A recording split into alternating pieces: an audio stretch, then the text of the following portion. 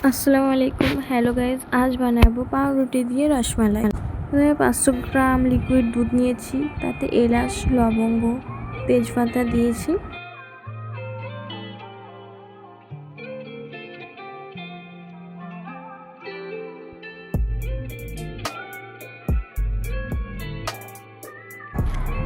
চার চামচ গুঁড়ো পাউডার দুধ নিয়েছি।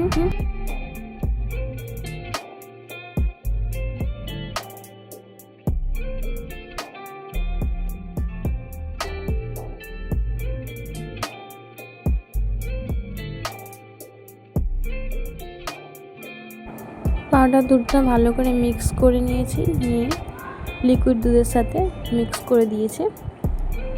তারপরে হাফ কাপ চিনি দিয়েছি, দিয়ে ভালো করে ফুটিয়ে নিয়েছি। দুধটা ভালো করে ফুটিয়ে নেবেন।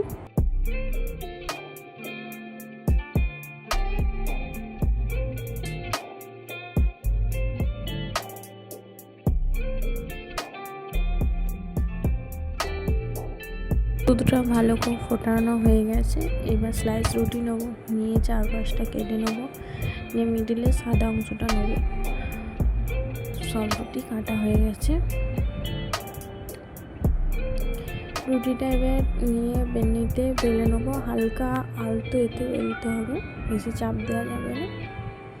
বেলে নিয়ে পুর দেবো, ছানা দিয়ে ভালো করে রোল করে নেবো। আপনারা চাইলে নারকোলের পুর বানিয়েও দিতে পারেন। আমি বাড়িতে ছানা ছিল বলে ছানা দিয়ে পুর দিয়েছি।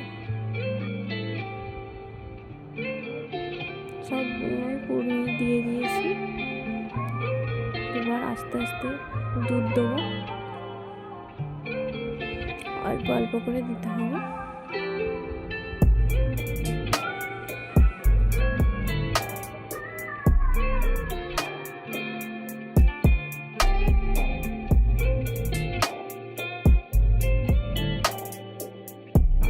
দুধ দেওয়া কমপ্লিট।